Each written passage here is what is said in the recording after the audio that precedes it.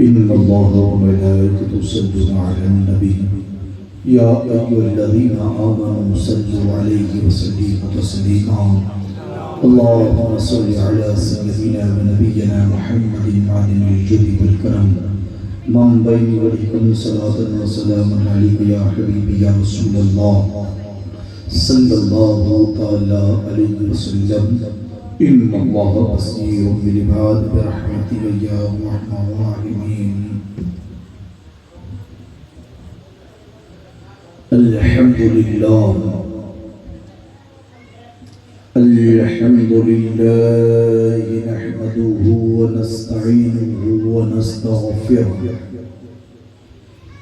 ونؤمن به ونتوكل عليه ونعوذ بالله من شرور أنفسنا ومن سيئات أعمالنا من يهد الله فلا مضل له ومن يضلل فلا هادي له ونشهد أن لا إله إلا الله وحده لا شريك له ونشهد أن سيدنا ومولانا محمدا عبده ورسوله أما بعد فأعوذ بالله من الشيطان الرجيم بسم الله الرحمن الرحيم.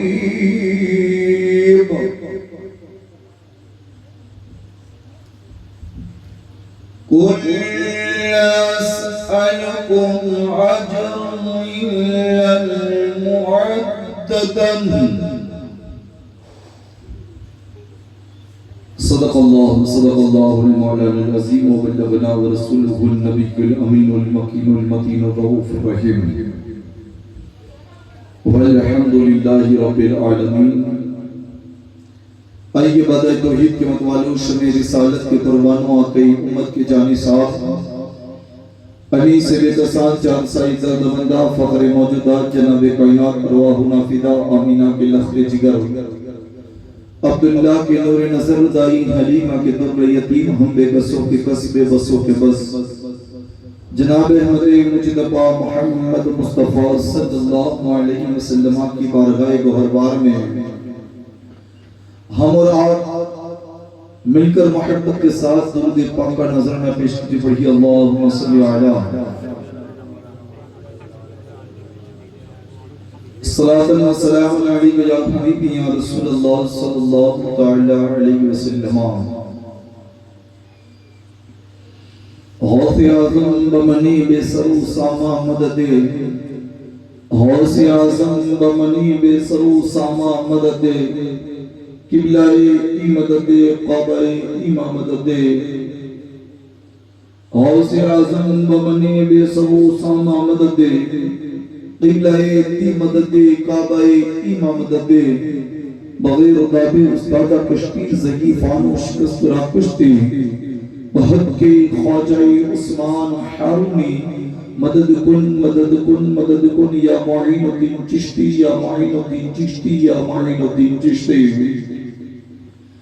امداد کن بسمند غم عزاد کن در دین و دنیا شاد کن یا غوث اعظم دستگیر.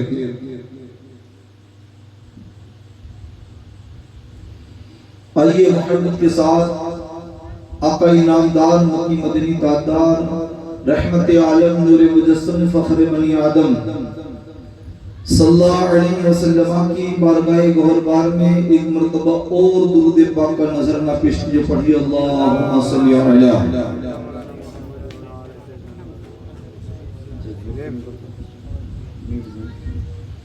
صلاۃ و سلام علیک یا حبیبی یا رسول اللہ صلی اللہ تعالی علیہ وسلم۔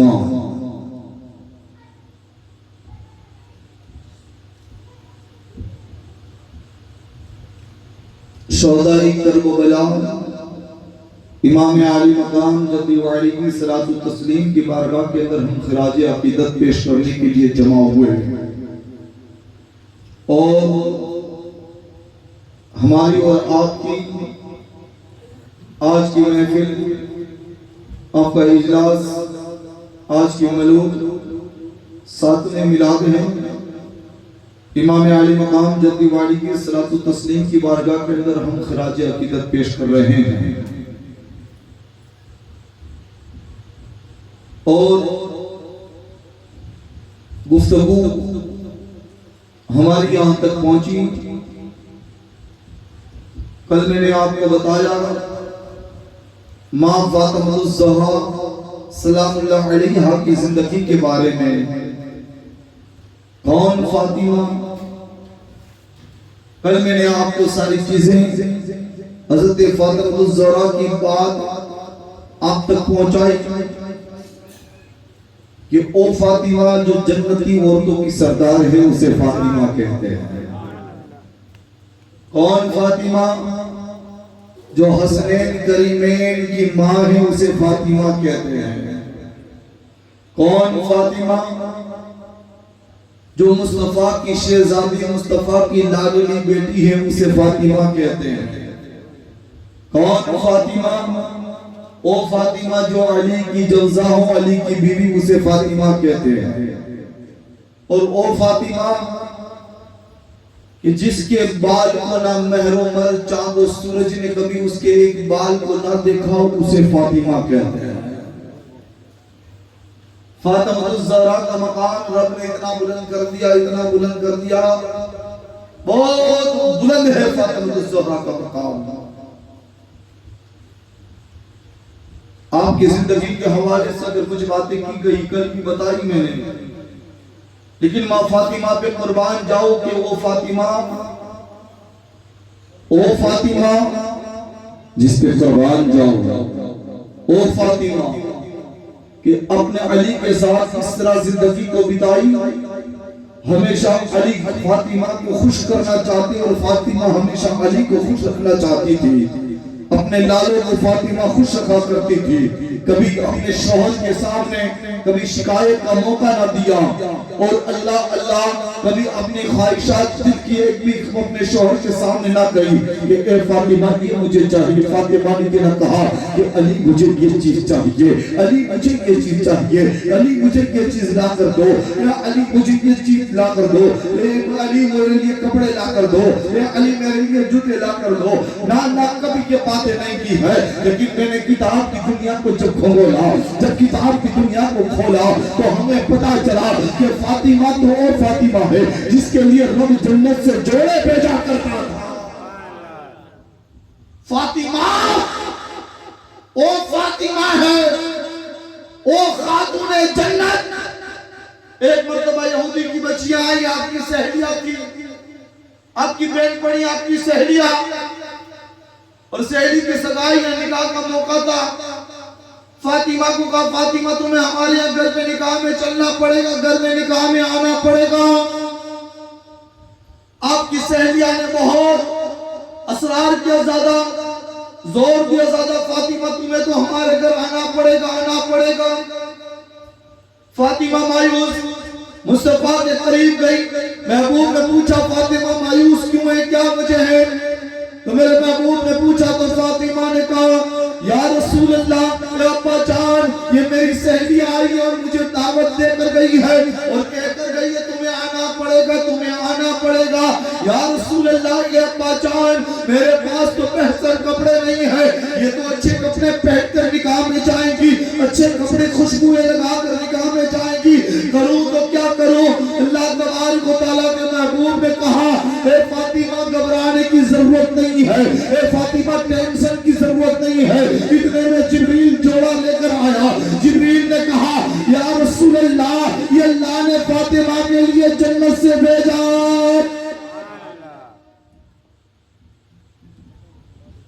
کیا کہا؟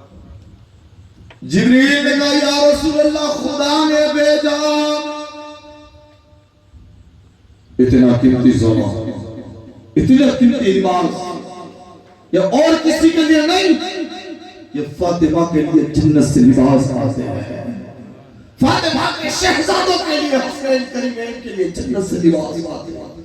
او فاطمہ، ورنہ ان لوگوں نے سوچا تھا کہ فاطمہ کو ہم دعوت دیں، اور فاطمہ جب ہمارے گھر پہ آئے نا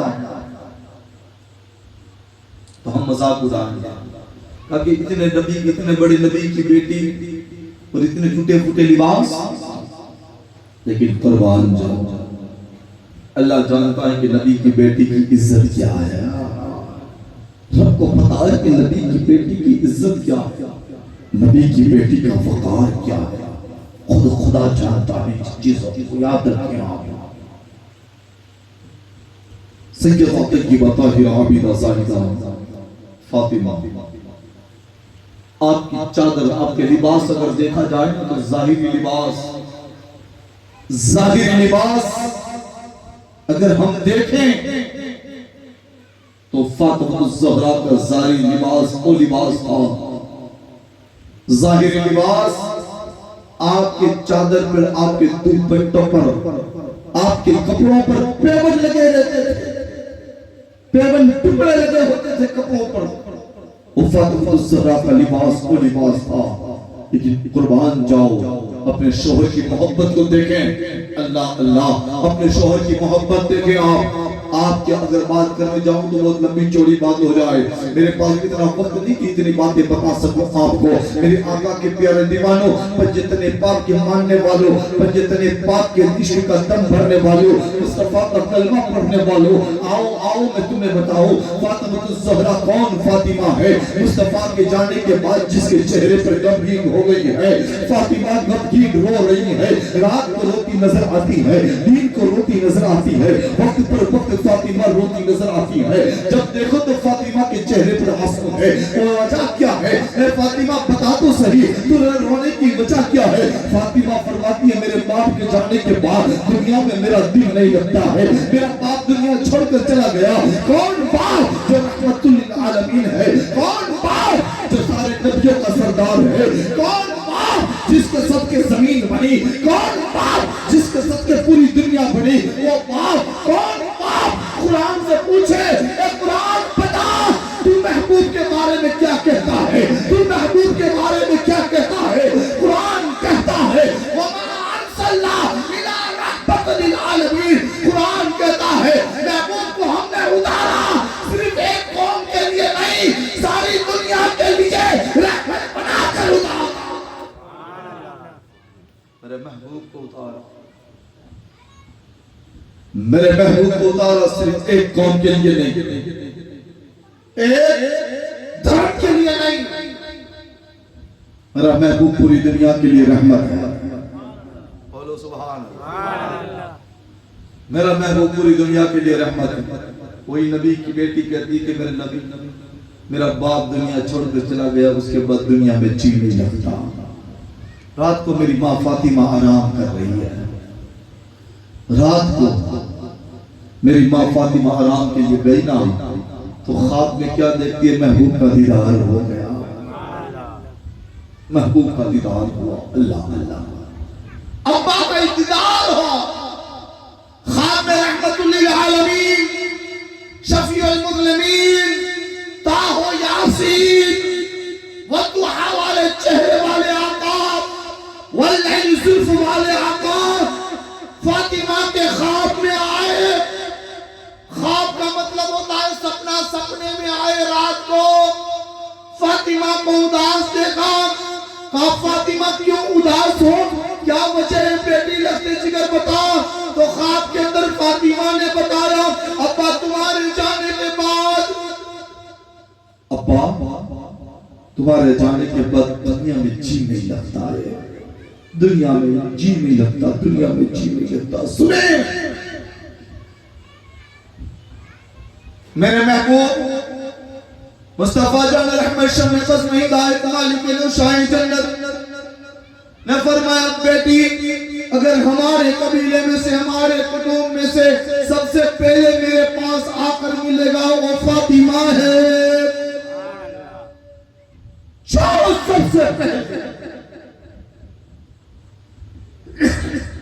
جو سب سے پہلے آ کر مجھ سے ملاقات کرے گا میرے جانے کے بعد میرے وصال کے بعد میرے نبی نے خط میں بتایا فاطمہ وہ تو ہے اب دیکھیں آپ کہ کئی صحابہ کرام کئی نبیوں کی بیویوں کو موت آنے سے پہلے پتہ چل جاتا تھا کہ اب ہم دنیا چھوڑ کر جا رہے ہیں کئی اللہ کے ولی سے ہوتے کہ ظاہر ہو گئے بہت زیادہ وائرل ہو گئے اللہ کے ولی وائرل ہو جائے تو پھر انہیں پتہ چل جاتا کہ اب میری موت قریب آ چکی ہے اب یہ دنیا والے ہمیں جینے نہیں دیں گے فاطمہ کو میرے محبوب نے کہا بیٹی مایوس نہ ہو سب سے پہلے آ کر مجھے ملنے والی فاطمہ تو ہے فاطمہ تو ہے کتابوں میں آتا کہ 6 ماہ گزرے 6 ماہ کے بعد فاطمہ بہت بیمار ہو گئی اب کتابوں میں یہ بھی آیا کہ نبی کے جانے کے بعد کبھی فاطمہ نے اپنے چہرے پر مسکرایا نہیں کبھی ہنسا نہیں فاطمہ نے کبھی مسکرایا نہیں کبھی ہنسا نہیں فاطمہ کو سوال پوچھتے فاطمہ سے فاطمہ کتنی مسکراتی کیوں نہیں ہنسی تو فاطمہ کہتی ہے ابا کے جانے کا غم ابھی تک دل سے اترا نہیں کیسے ابا کے جانے کا غم ابھی دل سے ختم نہیں ہوا کیسے مسکراؤں میرے نبی جب پردہ فرمائے تو حضرت امام حسن کی عمر 7 برس کی تھی کتنے برس کی 7 برس کی عمر تھی آپ کی 7 برس کی عمر تھی امام حسین چھوٹے تھے اللہ اللہ قربان جاؤں شہزادوں پر بھی قربان جاؤ اور نور عین لخت جگر پر بھی قربان جاؤ فاطمہ کے لالوں پہ قربان جاؤ کچھ دن گزرنے کے بعد 6 ماہ گزرے نا 6 ماہ اور کچھ دن گزرے نا ماں فاطمہ کو شدید بخار ہو گیا بہت بیمار ہوئی سنیں بہت بیمار ہوئی علی قریب میں آئے علی قریب میں آئے علی کے زانوں پر فاطمہ نے سر رکھا کہتے سبحان اللہ علی کے پگ پر فاطمہ نے سر رکھا اور فاطمہ کہنے لگی علی اب مجھے یہ پتا چلا ہے کہ دنیا چھوڑ کر میں جا رہی ہوں بس آخری وقت آ گیا میں دنیا چھوڑ کر جا رہی ہوں فاطمہ کہہ رہی ہے کہ دنیا چھوڑ کر جا رہی ہوں علی اب آخری ٹائم آ گیا آخری وقت آ گیا دنیا چھوڑنے کا علی اگر میرے سے کوئی تمہاری خدمت میں کوئی خامی رہ گئی تو تم مجھے معاف کر دو کوئی خامی رہ گئی ہو یا کچھ لفظ بول گئی تو تمہیں معاف کر دو علی آنکھوں سے آنسو محبت ہو رہا ہے علی کہہ رہا ہے فاطمہ تم مجھے معاف کرو تم نبی کی بیٹی تھی میں تمہیں ایک وقت روٹی نہ دے پایا ایک وقت روٹی کا ٹکڑا میں تمہیں نہ کھلا پایا فاطمہ تم مجھے معاف کر دو اتنے میں حسنین کریمین تشریف لائے حسنین کریمین آئے علی کو روتے دیکھا فاطمہ رو رہی ہے ابا کے قریب آ کر بیٹھ گئے ماں کے قریب آ کر بیٹھ گئے ماں نے کہا بیٹو اے شہزادوں میرے قریب نہیں تم نبی کی بارگاہ میں چلے جاؤ اب یہ بات کو یہاں روک کے تھوڑی آگے والی بات بتا دوں تاکہ آپ کو تھوڑا شوق جاگ جائے ماں فاطمہ الزہرا سلام اللہ علیہا کا آخری وقت ہے حضرت مولا کائنات شہر خدا حضرت علی گھر میں تشریف لائے تو کیا دیکھتے ہیں ایک طرف کپڑے پڑے ہوئے ہیں ایک طرف چکی چل رہی ہے اللہ اللہ فاطمہ کبھی کپڑوں کی طرف جا رہی ہے کبھی چکی چلا رہی ہے کبھی چکی کا چکر لگا رہی ہے تو کبھی کپڑوں کی طرف جا رہی ہے جس کے گھر کی چکی خود فرشتے چلاتے ہو وہ خود فاطمہ آج چکی چلا رہی ہے فاطمہ خود آج چکی سے آٹا پیس رہی ہے گیہوں ڈالے گیہوں کو پیس رہی ہے فاطمہ ایک طرف کپڑے کا ڈھگلا پڑا ہوا ہے سیدہ طیبہ طاہرہ عابدہ اپنے کاموں میں لگی ہے مولا مشکل کشا فاتح خبر مولا علی تشریف لائے پوچھا فاطمہ آج کیوں اتنا سارا کام جمع کر کے بیٹھی ہو کیا معاملہ ہے تاکہ بس آخری ٹائم ہے کہ میں یہ آٹا پیس کر جاؤں تاکہ میرے بیٹے روٹی کھا سکے، آخری مرتبہ کپڑے دھو دوں تاکہ میرے بیٹے اور تم نئے کپڑوں کو پہن سکو۔ قربان جاؤ اس پہ، مصطفیٰ کی بیٹی پر قربان جاؤ، اور شہزادی پر قربان جاؤ۔ آخری وقت اپنے بچوں کے لیے آٹا پیس رہی ہے، اپنے شوہر کے کپڑوں کو دھو رہی ہے، اور جب یہ قائد جہاں صلی اللہ علیہ وسلم کے پیارے دیوانوں اور جب مولا علی نے سنانا تو دونوں مل کے چیخیں مار مار کر رونے لگے۔ فاطمہ ایسی بات نہ کہو، فاطمہ ایسی بات نہ کہو۔ علی کہنے لگے اے فاطمہ ایسی بات نہ کہو، ابھی کچھ دن ہوئے تمہارے ابا کا انتقال ہوا، میرے سر سے وہ بلایا نہیں جاتا، ابھی تک وہ پورا غم نہیں بلایا گیا، اور تم اتنے میں کہتے ہو کہ میں دنیا چھوڑ کر جاؤں، تمہارے غم کو میں کیسے برداشت کر سکوں؟ فاطمہ مصطفیٰ کا غم ابھی مجھ سے برداشت نہیں ہوا تو میں تمہارے غم کو کیسے برداشت کر لوں گا؟ جب لال دعا قریب آئے نا تو ماں نے کہا اے بیٹو میرے قریب میں نبی کے روضے پہ چلے جاؤ، گنبد خضرا میں جاؤ، وہاں جا کر نانا سے درود و سلام پڑھو، درود پڑھتے رہو، نانا کے قریب جاؤ۔ جب حسن حسین دوڑے دوڑے گئے نبی کے گنبد کے اندر، نبی کے مزار پر پہنچے، نبی کریم صلی اللہ علیہ وسلم کے مزار پر پہنچے، اتنے میں بیٹھنے لگے، محبوب سے کچھ درود پڑھنے لگے، اتنے میں قبر سے آواز آئی، قبر اقدس سے آواز آئی۔ میرے نبی کریم صلی اللہ علیہ وسلم نے کہا اے حسن و حسین آج جاؤ، جلد سے گھر چلے جاؤ۔ نبی کی آواز قبر سے آئی اے شہزادو آج میرے قریب نہیں، تم اپنے ماں کے قریب ہو جاؤ، میرے قریب نہیں، تم اپنی ماں کے پاس چلے جاؤ۔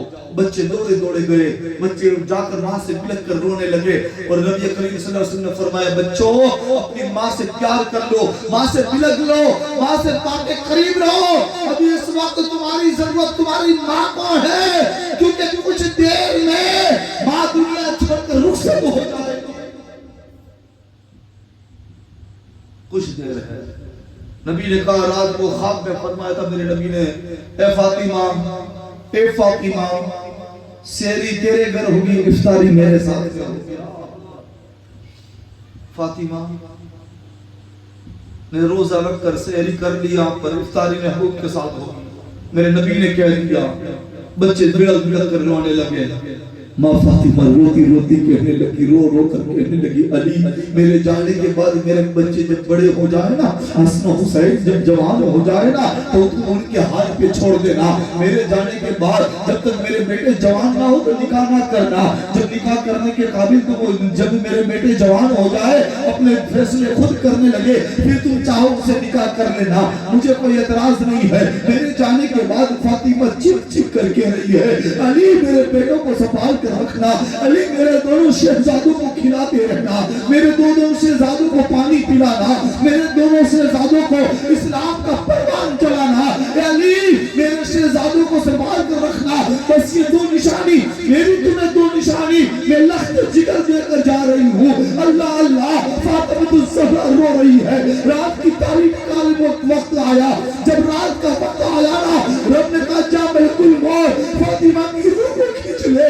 اللہ اللہ سیدہ طیبہ طاہرہ عابدہ زاہدہ سیدہ فاطمہ کے گرمان کا فرش آیا، آپ کے جسم سے روح کو نکالی، اب علی چیخیں مار کر روتے ہیں، کبھی بچے رو رہے ہیں، اللہ اللہ گھر میں یتیمی چھا چکی ہے، اب بچے دیکھے تھے کسے دیکھے، ماں سے طرف طرف کے بلگ رہے ہیں، اے ماں آواز لگا رہے ہیں، جب روح جسم سے جدا ہو گئی تو غسل دیا گیا، آپ کو کفن پہنایا گیا، شہزادوں نے اپنے ننے ننے ہاتھوں سے اللہ اللہ قربان جاؤ ان شہزادوں پر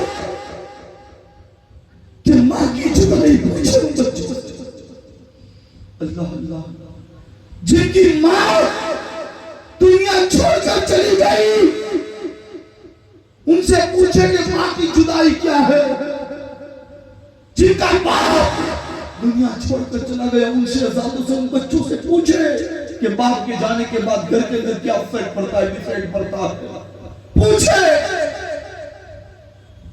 یہ تو وہ ماں تھی جس کے آگوش میں، جس کے گود میں، یہ ماں وہ ماں تھی جس کے گود میں اسلام پلا، اسلام۔ وہ ماں دنیا چھوڑ کر جا رہی ہے۔ رات کی تاریخی کا عالم آیا،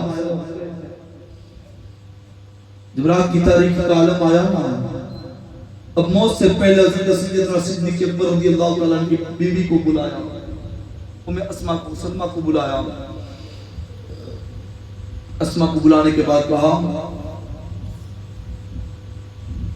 اے سیدنا صدیق اکبر کی بیوی سنو، آج سے پہلے جتنے جنازے جاتے ہیں سارے جنازے کھلے جاتے ہیں، فاطمہ کا جنازہ ڈھکا ہونا چاہیے، کھلا جنازہ نہیں ہونا چاہیے۔ فاطمہ کا جنازہ ڈھکا ہوا ہونا چاہیے۔ فوراً سیدنا صدیق اکبر کی بیوی نے ایک آدمی کو حکم دیا، سارے جنازے کو بنایا، تیار کیا، اوپر کا ڈھکن، آج جو ہم ڈھانکتے ہیں نا وہ ڈھکن بنایا، ورنہ پھر وہ لوگ لے کے جاتے، اسی طرح ہمارا بھی جنازہ جاتا تھا، کھلا، کوئی ڈھکا ہوا نہیں، بس اسے کوئی لے کے چلے جاتے تھے۔ لیکن یہ ماں فاطمہ کی برکت ہے۔ ماں فاطمہ نے آخری وقت کہا، سنو لوگوں، جب تک زندہ رہی تب تک میرا چہرہ کوئی دیکھ نہ پایا، جب میرا جنازہ جائے تب بھی کوئی دیکھ نہ پائے۔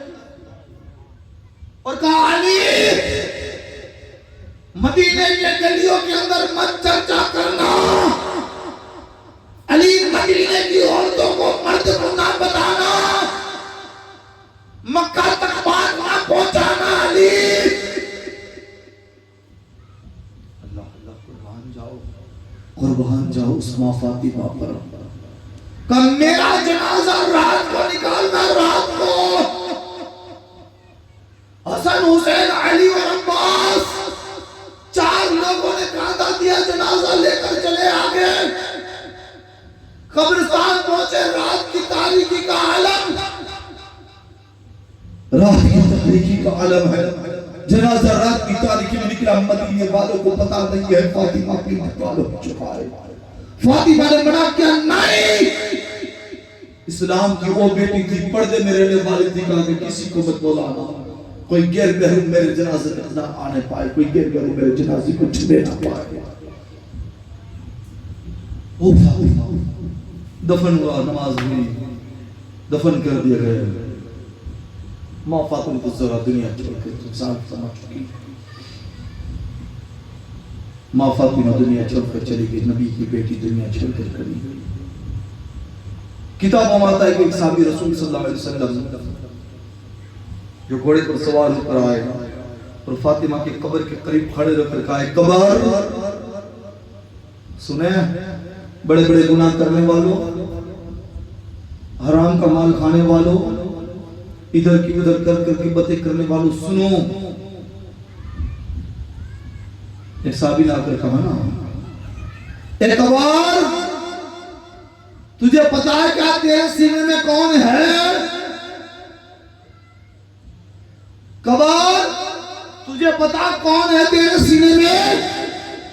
تو قبر نے آواز دیا، اے سوال کرنے والے، مجھے یہ سوال نہ کر کون ہے، میں قبر ہوں، میں دیکھتی نہیں ہوں، میں دیکھتی نہیں ہوں کون ہے۔ قبر نے ہنس کر جواب دیا، اے سننے والے سن، یہاں تو صرف اعمال دیکھے جائیں گے، اگر اچھے اعمال ہوں گے تو جنت کا پچھونا ملے گا، اگر برے اعمال ہوں گے تو جہنم کی جوتیاں ملے گی۔ صحابی نے سوال کیا ہے، چاہے قبر سن، نبیوں کی بیٹی تیرے اندر ہے۔ نبی کی بیٹی کے لیے بھی قبر نے کہا کہ اگر اچھے اعمال ہے تو جنت کا باغیچہ۔ نبی کی بیٹی کے لیے بھی جواب آیا، اتنی عابدہ، اتنی پاکیزہ جس کے لیے اتنا جواب آیا، تو ہم کون ہیں؟ ہم کون ہیں؟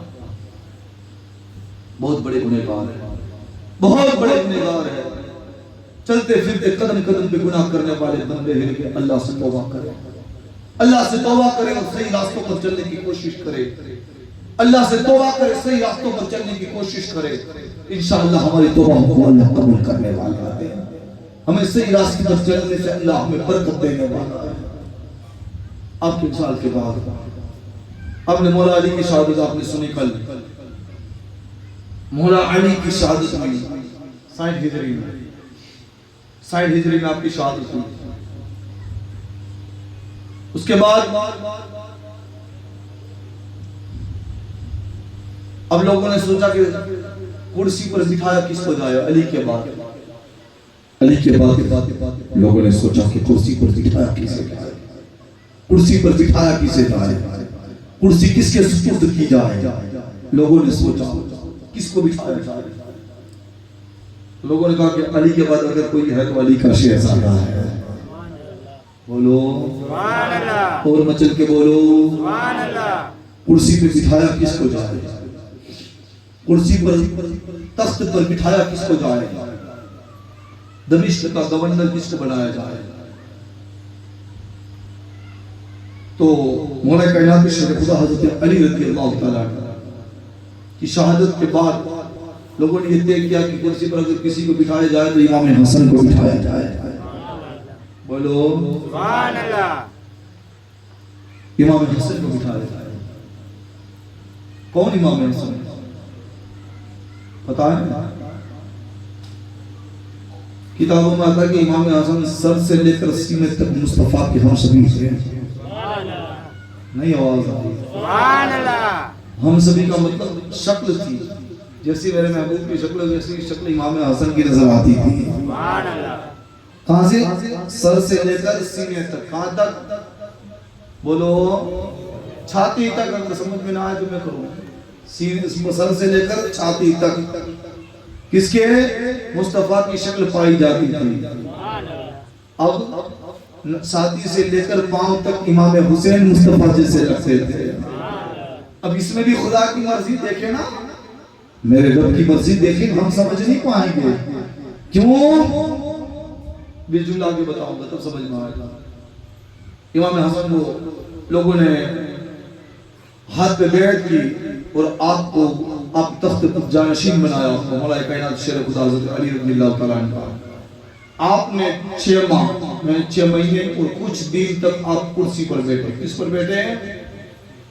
تخت سلطنت پر آپ بیٹھے ہیں 6 مہینے اور کچھ دن آپ تخت پر بیٹھے رہے۔ پھر امام حسن نے سوچا یہ میرا کام نہیں ہے، امام حسن نے سوچا یہ میرا کام نہیں ہے۔ امام حسن کا اور بھی کچھ کام تھے، بہت سارے کام تھے۔ امام حسن نے چل کر 25 حج کیے، چل کر 25 حج امام حسن نے اپنے پیدل سے کیے، چل کر حج کیے 25۔ امام حسن نے تو اس وقت حضرت امیر معاویہ رضی اللہ تعالیٰ عنہ ملنے آیا آپ سے ملاقات کے لیے۔ یہ امیر معاویہ کون؟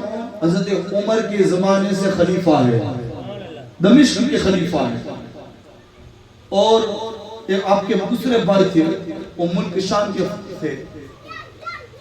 اب یہاں سے دیکھیں جنگ کی آغازی دیکھیں آپ، ان بڑے بڑے گنڈوں نے کیسے جنگ رچی ہے، بڑے بڑے ڈاکوؤں نے کیسے جنگ رچی ہے۔ یہ جنگ کی ابتدا حضرت عثمان غنی کے زمانے سے ہو گئی، کربلا کی جنگ کی۔ کہاں سے؟ حضرت عثمان غنی سلطنت عثمانیہ جسے کہتے ہیں، عثمان غنی کے زمانے سے ہو گئی۔ کیوں؟ یہ بڑے بڑے گنڈے رچنے والے عثمان غنی کے زمانے سے کربلا کو رچ کر بیٹھے تھے، ایک دن کربلا ہم کریں گے۔ عثمان غنی کے سامنے بھیجا تو کس کو بھیجا؟ صدیق اکبر کے بیٹے کو بھیجا مارنے کے لیے۔ یہ کس نے؟ بڑے بڑے ڈاکوؤں نے، پتا تھا کہ صحابی کو صحابی سے لڑایا جائے، صحابی کو صحابی سے لڑایا جائے۔ حضرت علی اور حضرت معاویہ کی جنگ بھی دشمنوں نے کرائی اور بڑی بڑی جنگیں ہوئی۔ حضرت امیر معاویہ اور حضرت علی دونوں سامنے جنگ میں آئے۔ اتنی بڑی جنگ ہوئی کہ جنگ کی آج بڑی ہسٹری ہے۔ اگر کوئی شیعوں نے بڑی گھٹ ڈالی ہے ہسٹریاں، ان شیعوں کے زالوں سے بچے ہیں، بڑی ہسٹریاں ہے، لیکن لڑانے والا اور کوئی نہیں، یہ شیعہ کے پیروکار تھے، یہ بڑے بڑے گنڈے تھے، بڑے بڑے ڈاکو تھے، جو مولا علی کے سامنے حضرت امیر معاویہ کو بھیجا۔ بڑی جنگ ہوئی جسے جنگ صفین اور جنگ جمل کہتے ہیں، بہت بڑی جنگ ہے، بہت بڑی جنگ ہوئی۔ دونوں سامنے لڑے، دونوں کے اندر فاڑے پڑ گئے، اور مولا علی کبھی ان کے سامنے بولتے نہیں تھے۔ آپ کی شہادت کے بعد بہت بڑی جنگ ہوئی تھی. یعنی اگر دیکھیں نا حضرت امیر معاویہ اس کی بیوی جو ہندا اس نے حضرت امیر حمزہ رضی اللہ عنہ نبی کے چچا کا کلیجہ چبایا. ابو سفیان جو حضرت امیر معاویہ کا باپ ہے وہ نبی کے سامنے لڑنے پر آیا تھا. بڑے بڑے لوگ اسے خاندان کے لوگ بڑے بڑے نبی سے لڑ چکے ہیں. بنی امیہ کے لوگ بڑے بڑے لوگ لڑ چکے نبی سے, نبی کے خاندان سے.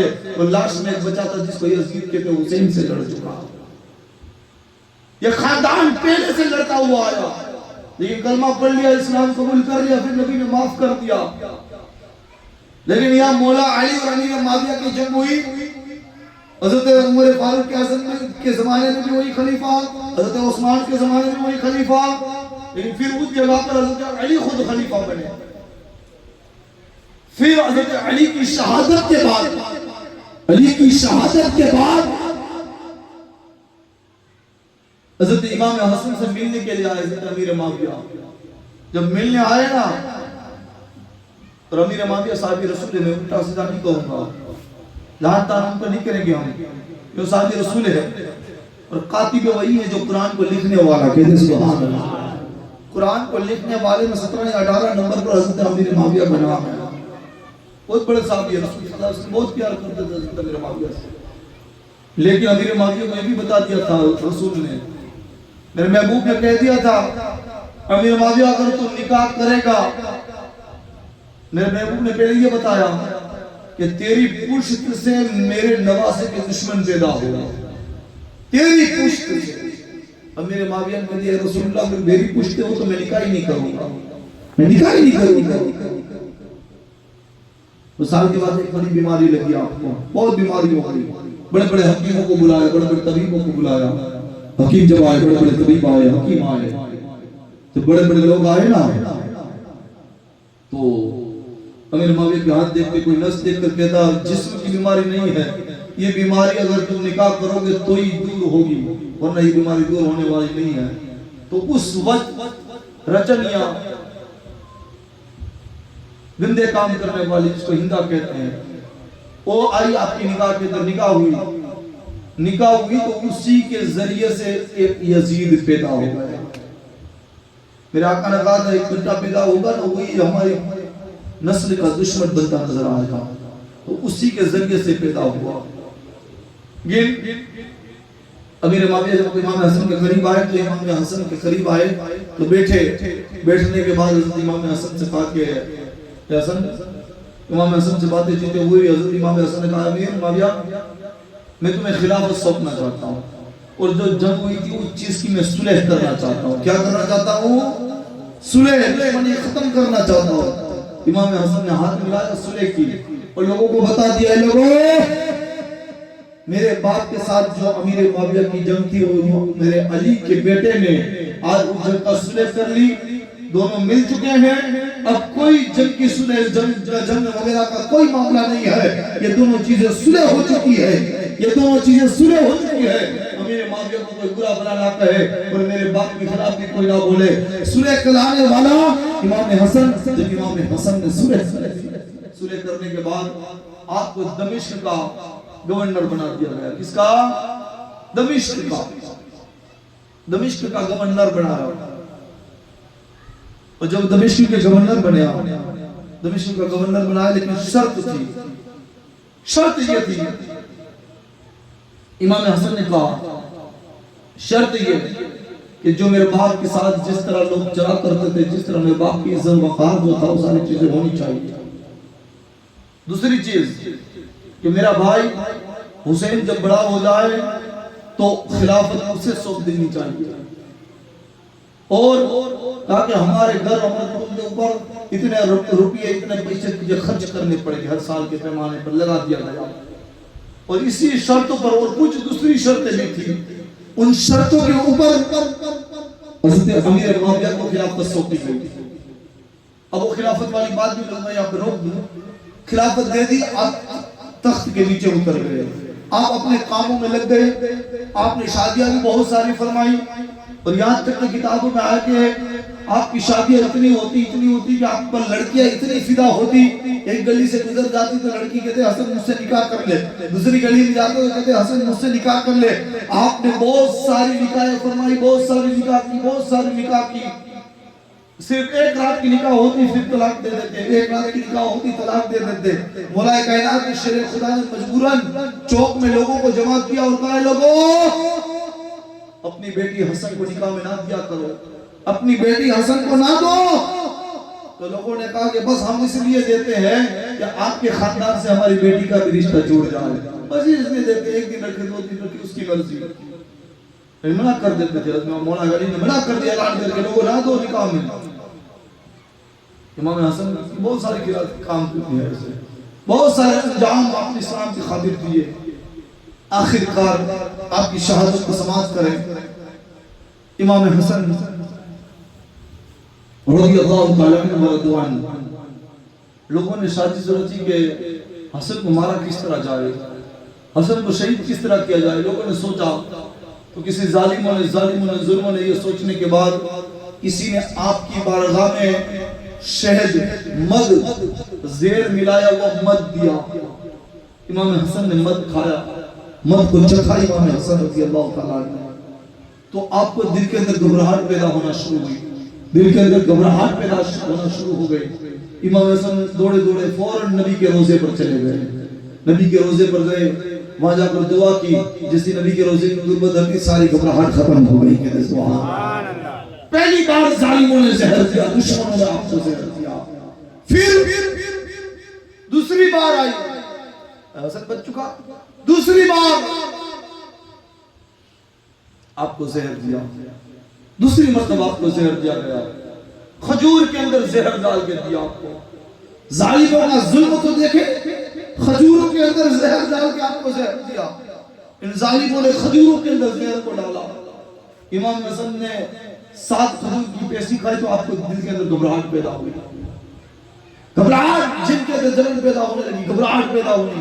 رات کا وقت تھا، آپ دوڑے اپنے بھائی امام حسین کے دروازے پر گئے، امام حسین کے دروازے پر جا کر کہنے لگے حسین میرے سینے میں گھبراہٹ ہوتی ہے۔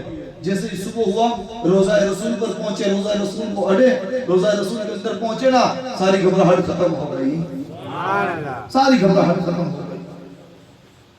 تیسری مرتبہ آپ کو زہر دیا گیا۔ درود پاک پڑھیں، اللہم صلی علی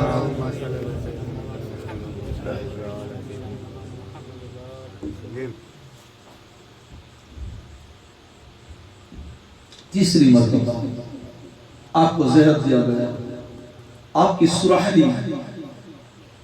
سراحلی کے اندر اتنا زہریلا زہر تھا جو 12 میں 12 زہر، قیمتی میں قیمتی زہر تھا۔ کسی ظالم نے آپ کے گھر کے اندر گر کر آپ کی سراحلی کے اندر، آج تو سراحلی بہت کم ملتی ہے، ہمارے گھیٹوں نے شاید دیکھی ہو کہ پہلے نیچے مٹکے کی طرح وہ لمبا ہوتا پھر چوڑا ہوتا، یعنی وہ مٹکا ہی ہوتا پانی کا، لیکن نیچے سے مٹکے کی طرف پھر لمبا کھینچ کر پھر اوپر سے چوڑا ہوتا، اسے سراحلی کہتے ہیں۔ ہماری بھاشا میں اگر کہتے ہیں تو جگ سمجھ لے یا مٹکا سمجھ لے، آپ اس میں سے پانی پیا کرتے تھے۔ اس سراحلی کے اندر کسی ظالم نے زہر ڈال دیا، کسی ظالم نے زہر لگا دیا، سراحلی کے اندر زہر ڈالا۔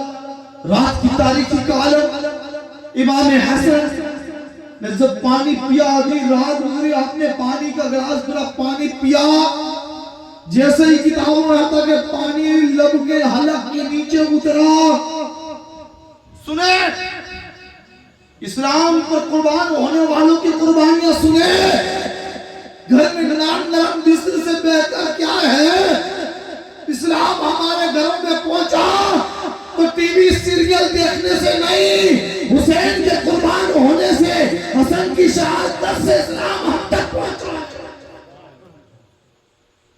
ٹی وی اور سیریل دیکھ کر ہمارے گھر چلانے والوں، ٹی وی اور سیریل کے ذریعے سے اسلام نہیں پہنچا، اسلام پہنچا ہے تو نبی کے رسالوں کی قربانیوں سے اسلام پہنچا ہے۔ جب تیسری مرتبہ مولا حسن کو زہرالی کے اندر زہر ڈال کر آپ نے آدھی رات کو پانی پیا، حلق کے نیچے پانی اترا، جیسے ہی حلق کے نیچے پانی اترا وہ زہر اتنا خطرناک زہر تھا، اگر ایک بوند حلق کے نیچے اتر جائے تو سینے کے ٹکڑے ٹکڑے ہو جائے، لیکن حسن پر قربان جاؤ یہ 7ویں مرتبہ زہر، 7ویں مرتبہ آپ کو 7ویں مرتبہ سرالی کے اندر زہر، اور کئی لوگوں نے آپ کی کتابوں کے ساتھ الگ الگ طرح دیا، لیکن یہ 7ویں مرتبہ شادیث، لیکن حسن کے سینے پہ قربان، حسن کے لبز لہجے پہ قربان، حسن کے جسم کی طاقت و قوت پر قربان، کہ وہ جسم تھا کہ 7 مرتبہ زہر کھا کے بھی زندہ رہے، اسے حسن ابن علی کہتے ہیں، اسے حسن ابن علی کہتے ہیں، 6 مرتبہ بھی زہر کھا کر زندہ رہے، اسے حسن ابن علی کہتے ہیں۔ لیکن ظالموں نے سوچا کہ حسن کو اتنی مرتبہ زہر دیا گیا، اتنا زہر، اس کے باوجود بھی حسن کو کوئی چیز نہیں نقصان پہنچاتی، اس کی وجہ کیا ہمیں سمجھ میں نہیں آتا۔ تو ظالموں نے سب سے زیادہ زہریلے زہر کو خریدا اور حسن کی سراہلی کے اندر زہر ڈالا۔ جب آدھی رات کو مولا حسن نے اس سراہلی سے پانی پیا امام حسن مجتبی نے،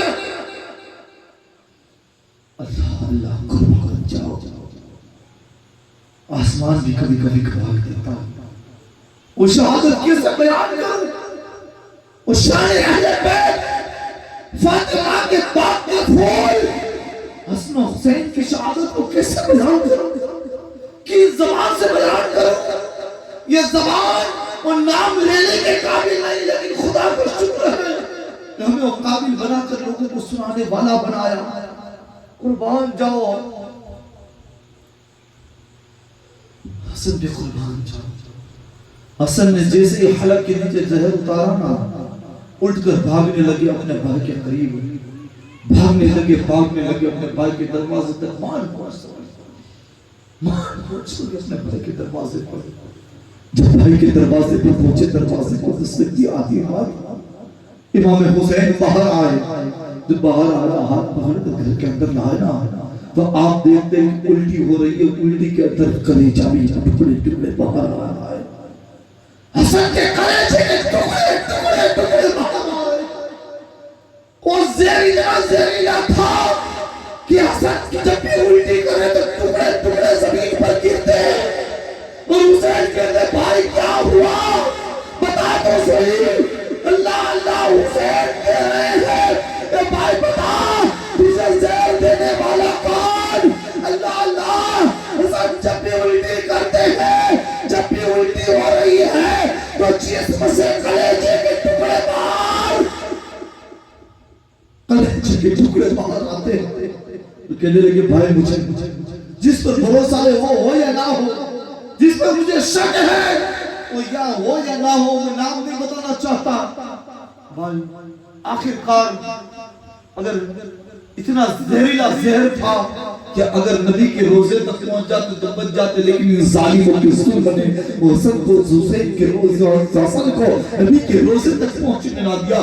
صرف حسن کے گھر تک پہنچے، حسن کے گھر تک پہنچے نا، الٹیاں کر کلیجہ باہر آ چکا، جسم کی چھلی ہو چکا، جسم چھلی سے خون سے لگ پر جب بھی الٹیاں نکلنے لگی، اور آخر کار اس زہر کی وجہ سے آپ کی شہادت کا مقام ہوا، آپ کی انتقال ہوا۔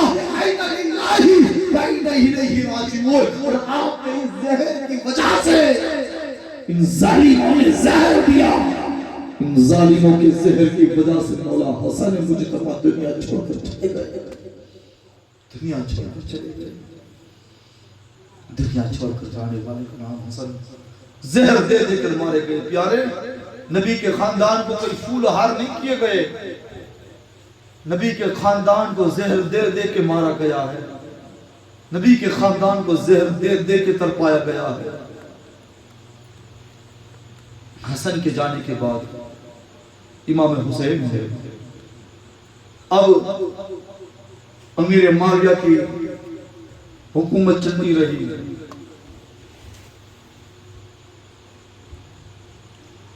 امام حسن دنیا سے چلے گئے تو آپ کا جنازہ حضرت عباس نے پڑھایا، حضرت عباس نے آپ کی جنازہ پڑھائی اور آپ کو جنت البقیع میں ماں فاطمہ کے قدموں میں دفن کر دیا، ماں فاطمہ کے قدموں میں دفن کیا۔ اب کون؟ حسین نے کیڑا بچا ہے، علی کا لال بچا ہے، علی کا لال ہے، سارا خمبہ سنبھال کر بیٹھنے والے کا نام علی کا لال ہے۔ ابھی یہ خلافت چل رہی ہے، خلافت کا بادشاہ جو ہے اسے امیر معاویہ کہتے ہیں، امیر معاویہ کہتے ہیں۔ امیر معاویہ کو حضرت علی نے کہا تھا کہ تیری سلطنت کی وجہ سے عثمان مارا گیا تھا، چونکہ بلویوں جو آئے تھے وہ وہاں کے تھے، ملک شام کے تھے، ملک شام کے، اور کہا تجھے پتا نہیں تیرے گاؤں سے لوگ آ کر عثمان کو قتل کر گئے؟ اور میں کہوں نا زہر دینے والا بھی اگر کوئی تھا تو انہی میں سے ایک تھا، جو زہر دینے والا تھا انہی میں سے ایک تھا۔ کتابوں میں آیا کہ لوگ کہتے ہیں کہ آپ کی بیوی امام حسن کی بیوی نے زہر دیا، لیکن فرمایا گیا، مولانا جلال الدین ستی فرماتے ہیں، مولانا نعیم الدین مراد آبادی فرماتے ہیں کہ نہیں، ان کی بیوی کبھی بے وفا نہیں ہو سکتی، لیکن یہ لوگوں کے نام چھپانے کے لیے بیوی کو بدنام کر دیا، لیکن بیوی نے آپ کے زہر دے دیا، تو ان کا بیوی نے زہر نہیں دیا کیا؟ یہ زہر دینے والا کون تھا؟ امام حسن جانتے تھے، خدا جانتا تھا۔ امام حسن نے اپنی زبان سے بھی نہیں کہا کہ مجھے اس بندے نے زہر دیا ہے، اس بندے نے زہر دیا۔ امام حسن سمجھتے تھے کہ اگر نام دے دوں اور وہ نہ ہو تو اگر اسے مارا جائے یا حسین قتل کر ڈالے تو اس کا بدلہ قیامت کے دن مجھ سے لیا جائے گا، نام نہیں دیا۔ امام حسن نے کہا خدا جانتا ہے واللہ کہ اللہ جانتا ہے اور میں جانتا ہوں، اگر جو بھی ہوگا اس کو کل قیامت کے دن اس کی سزا خدا دے دے گا، اس کی سزا اللہ دینے والا ہے۔ اب اس کے آگے بڑھے، امیر معاویہ کی حکومت چلتی رہی، بہت بڑی حکومت امیر معاویہ کی چلتی رہی۔ جب آپ کا وصال کا وقت قریب آیا، نا آپ کا دنیا سے جانے کا وقت قریب آیا، تو آپ نے لوگوں کو بلایا، اپنا بیٹا بھی بازو میں بیٹھا تھا، یزید جسے کہتے ہیں، پلید جسے کہتے ہیں، بیٹھا تھا بازو میں، تو کہنے لگا اے باپ، پتا ہے اس کا آخری ٹائم ہے، کہ باپ تمہارے جانے کے بعد تخت پہ کون بیٹھے گا، تمہارا جانشین کون بنے گا؟ تو باپ نے کہا بیٹا تو ہی بنے گا، باپ نے کہا بیٹا تو ہی بنے گا، باپ نے کہا بیٹا تو ہی بنے گا، ورنہ عمر فاروق کا بیٹا بھی تھا، عمر فاروق نے جانشین نہیں بنایا، علی عثمان کا بیٹا تھا نہیں بنایا، یہ نبوت کا جو چراغ جلا ہے نا علی کے گھر سے چلا ہے، کہ بیٹا تو بنے گا، لیکن کچھ شرطیں ہیں۔ امیر معاویہ نے اپنے بیٹے کو کہا کہ شرطیں، امیر معاویہ جانتے تھے کہ میرا بیٹا بہت بڑا نافرمان ہے، امیر معاویہ کو سب کچھ پتا تھا، لیکن امام حسن اس وقت، امام حسن کے بعد امام حسین چھوٹے تھے نا، ان کا بیٹا تو ہی بنے گا، لیکن کچھ شرطیں ہیں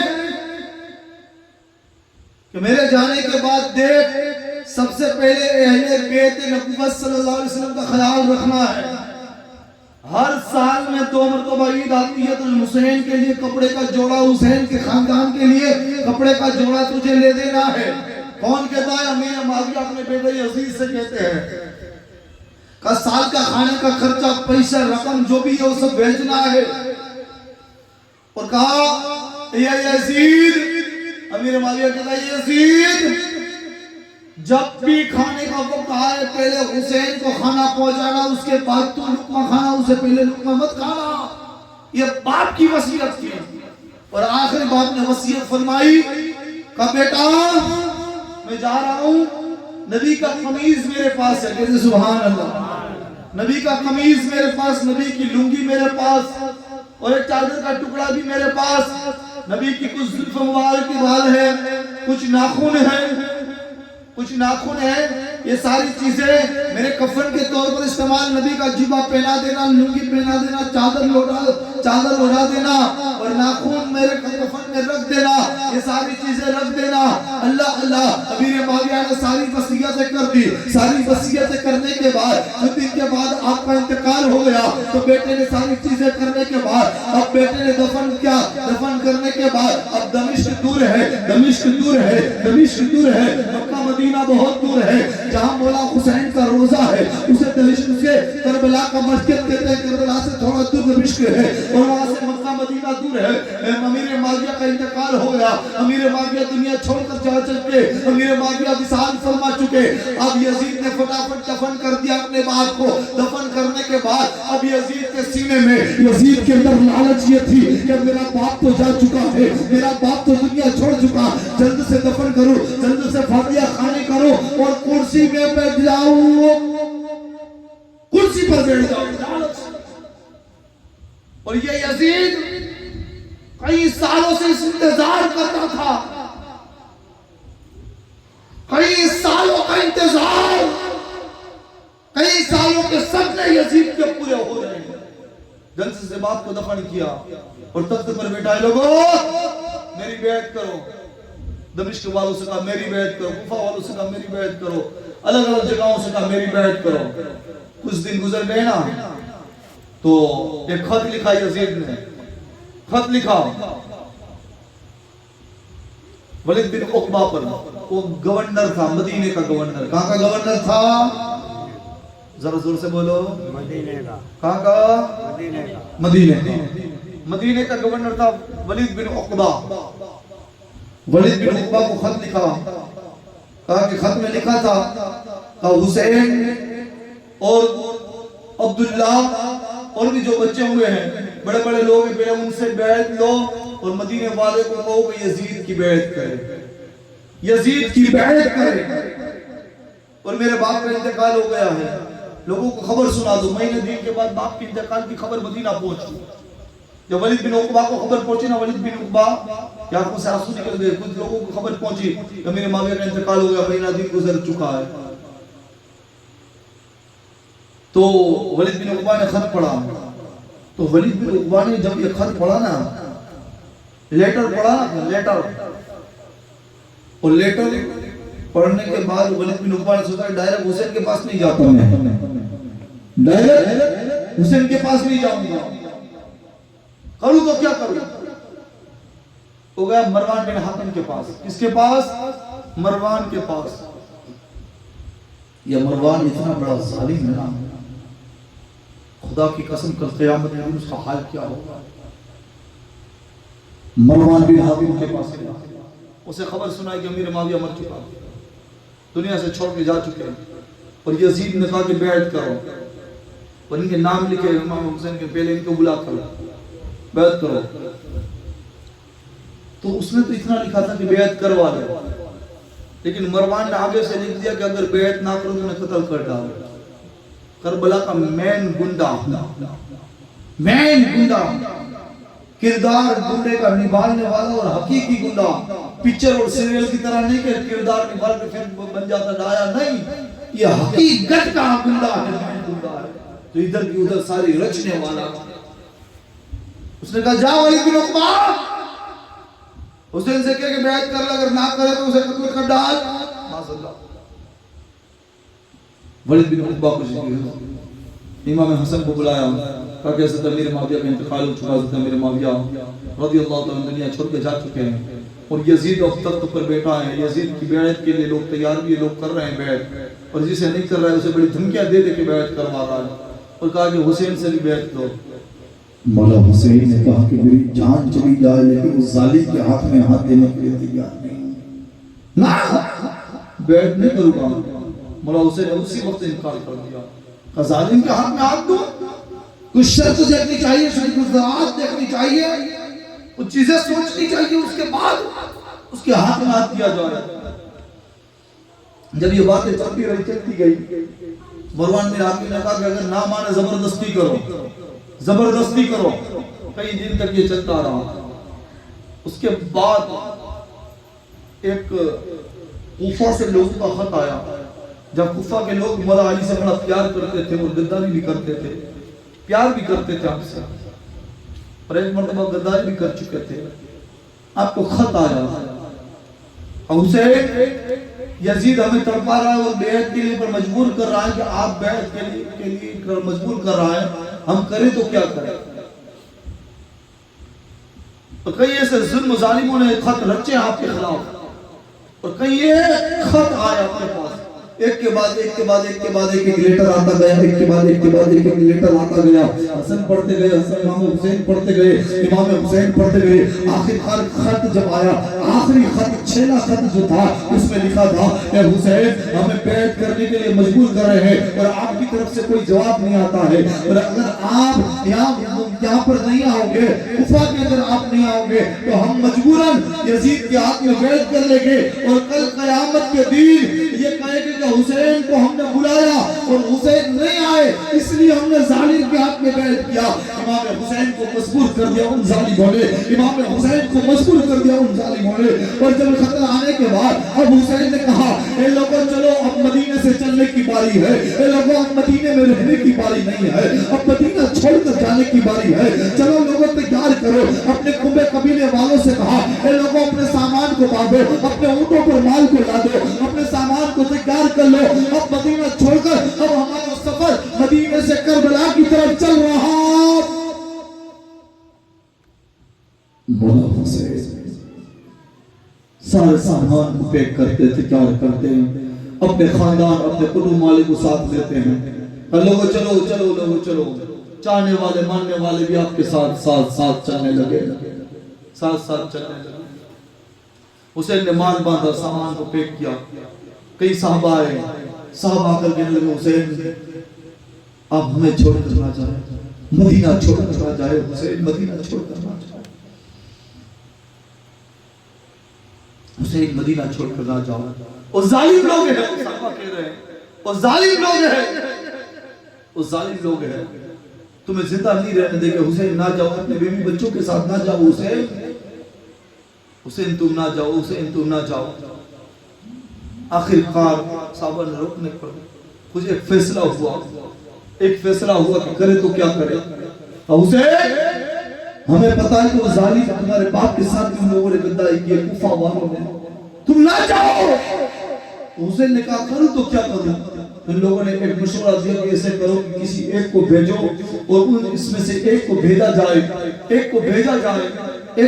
جائے تاکہ وہاں کے حالات پتا کرے, وہاں کے لوگ کیسے ہیں, وہاں کے حالات کیسے ہیں. جب تمہیں پتا چل جائے, حالات اچھے دکھے, لوگ اچھے دکھے, وہ خط لکھ کر بھیجتے ہیں, اس کے بعد تم جانا. تو آپ نے مسلم بن عقیل رضی اللہ تعالی عنہ آپ نے تیار کیا, مسلم بن عقیل کو تیار کیا اور کہا, حسین نے کہا, اے مسلم بن عقیل تم جاؤ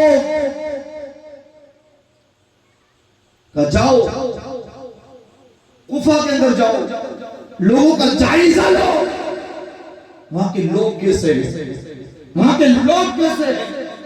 ہم سے اہل بیت سے پیار کرنے والے ہیں یا اہل بیت سے عشق کرنے والے ہیں یا اہل بیت کے غدار. جاؤ پہلے جائزہ لو, دیکھو. مسلم بن عقیل کو تیار کیا اور ایک خط لکھ کر روانہ کر دیا کہ میں آنے سے پہلے میں اپنے بھائی کو بھیج رہا ہوں, مسلم بن عقیل کو بھیج رہا ہوں, وہ جائزہ لے گا اور سارا معاملہ اچھا دکھے گا تو پھر وہ خط لکھ دے گا, اور خط لکھ کر ہمیں جب آئے گا ہمارے پاس تو ہم سارے لوگ وہاں چلے آئیں گے. مسلم بن عقیل ادھر سے روانہ ہو رہے ہیں, مسلم بن عقیل چل رہے ہیں. جب آپ کے ساتھ چل رہے ہیں, تیار ہوئے تو آپ کے دو بیٹے تھے. باپ کی بڑی محبت تھی, باپ سے بڑا پیار کرتے ہیں کہ باپ ہم بھی ساتھ میں چلے گے, زیادہ اصرار کرنے لگے نا, زیادہ اصرار کیا. ہمارا حسین نے کہا کہ مسلم ساتھ میں لے لو اپنے بچوں کو, مسلم اپنے بچوں کو, پھر ہم سب تمہاری بیوی ہے, تمہارا قدوم ہے, تمہارے دوسرے بھائی ہے, عقیل کی اور بھی اولادیں ہیں, تمہارے بھائی ہیں, ہم سب ساتھ میں پھر چلے آئیں گے, ابھی ساتھ میں لے لو. وہاں ہمارے ماننے والے چاہنے والے اپنے بچوں کو محبت کریں گے, لے لو ساتھ میں. ادھر سے مسلم بن عقیل نکل پڑے, کوفہ کی طرف چلنے لگے، وہاں پہنچے، آپ کا معاملہ بہت اچھا لگا، آپ کے ہاتھ میں کئی ہزار لوگوں نے بیعت کی، کئی ہزار کوفیوں نے بیعت کی، اور آپ کے ہاتھوں پر ہاتھ دیا اور کلمہ پڑھا، نبی کا بیعت کر لی، اور آپ کے لیے بہت بڑی بڑی سجدے کی گئی، آپ کے لیے بہت بڑا بڑا اسٹیج لگائے گئے، بڑے بڑے ساری چیزیں کی گئی آپ کے لیے، آپ قدم قدم پر لوگ چلتے، اتنی محبت کرتے تھے آپ کے ساتھ کہ اللہ اکبر۔ آخر کار جب یہ معاملہ یزید کو پتا چلا نا کہ حسین نے کوفہ کے اندر مسلم بن عقیل کو بھیجا ہے، وہاں پہ ابن زیاد کو کہا کہ یہ لوگ آئے ہیں، دیکھو کیا کر رہا ہے، کس کے گھر پہ رکا ہے، کس کے گھر پہ ہے، کیا معاملہ ہے، دیکھو سارے معاملے کو بیان کیا گیا، دیکھے جائے سارے معاملے کیا ہے۔ ادھر ملا حسین کا قبیلہ ہے، ادھر مسلم بن عقیل ہے۔ جب اچھا لگا نا، بہت اچھا لگا، تو ایک خط لکھا مسلم بن عقیل نے، کہا کہ بہت اچھے لوگ ہیں یہاں پر، ہمیں محبت کرنے والے، ہم پر پیار کرنے والے، ہم پر جانے قربان کرنے والے لوگ ہیں، ہم پر جانے قربان کرنے والے لوگ ہیں، ہم پر جانے چھڑکنے والے لوگ ہیں۔ جب یہ خط مل جائے نا حسین کو، تو اس میں سے ایک بیچ میں سے ایک نے پکڑ لیا آپ کو، خط لے کر جانے والے کو پکڑا اور خط پڑھا، پڑھنے کے بعد اسے جانے دیا۔ ابن زیاد کے پاس جا کے دیکھو اب یہ خط حسین کی بارگاہ تک پہنچنے والا ہے، حسین اب ان قریب آنے والے، کرے تو کیا کرے، ان قریب حسین تشریف لائے، کرے تو کیا کرے۔ جب وہاں بھی خبر پڑ گئی، جاسوس نے دیکھ لیا آپ کا خط امام حسین تک پہنچا، امام حسین نے خط کو پڑھا، امام حسین کا لوگ چلو اب وہاں کے حالات صحیح نظر آتے ہیں، ہمارا خط آ چکا ہے، مسلم بن عقیل نے خط بھیج چکے ہیں، یہ خط ہمارا آ چکا ہے، اب یہ خط کے ساتھ ہمیں یقین ہو چکا ہے، بھروسہ ہو چکا ہے کہ وہاں کا ماحول اچھا ہے، وہاں کے لوگ اچھے ہیں، وہاں کا رہن سہن اچھا ہے، ہم سے محبت کرنے والے لوگ ہیں، چلو ہم چلتے ہیں۔ آخر کار آپ پر بہت بڑے ظلم مدینے کے اندر ہوئے، آپ ادھر سے چلے، مدینے سے چلتے چلتے چلتے مکہ کی سرزمین کی طرف روانہ ہوئے۔ جب مکہ والوں کو پتا چلا، مکہ والوں کہ حسین آ رہے، کہتے سبحان اللہ، حسین آ رہے، جب آپ کو پتا چلا نا کہ حسین آ رہے، تو مکہ والوں کو پتا تھا کہ ایک غم مکہ والوں کو بڑا تھا، مکہ والوں کو بڑا غم تھا، کیونکہ نبی مکہ چھوڑ کر جا رہے تھے، نبی نے مکہ چھوڑ کر مدینہ بسایا اور نبی کے دوا سے مکہ آ گئے۔ دیکھیں تو صحیح، ان مکہ والوں نے نبی پر مکہ میں رہنا ظلم کیا تھا، ان ظالموں نے نبی کو مکہ میں نہ رہنے دیا، نبی مکہ چھوڑ کر مدینہ چلے گئے، لیکن آج اسی نبی کے نواسوں پر مدینہ والوں نے ظلم کیا اور مدینے میں نہ رہنے دیا۔ تو مکہ والوں کو پتا چلا نا، تو مکہ والوں نے بڑی تیاری کر لی کہ حسین آ رہے، حسین آ رہے، نبی کے نواسے آ رہے، بڑی تیاری کر لی، بڑی تیاری کرنے کے بعد بچوں کو راستے میں کھڑا کر دیا، مرحبا سہل مرحبا، مرحبا سہل مرحبا۔ جب حسین کا قافلہ نظر آیا نا، تو مکے کی بچیاں، بچے، بڑے، جوان، سب کے چہروں پر مسکراہٹ ہے، سب کے چہروں پر رونق ہے، ایک نور کا سما چھا گیا ہے۔ بچیاں اپنے لبوں سے کہتی ہے مرحبا مرحبا صد مرحبا، مرحبا صد مرحبا، مرحبا صد مرحبا۔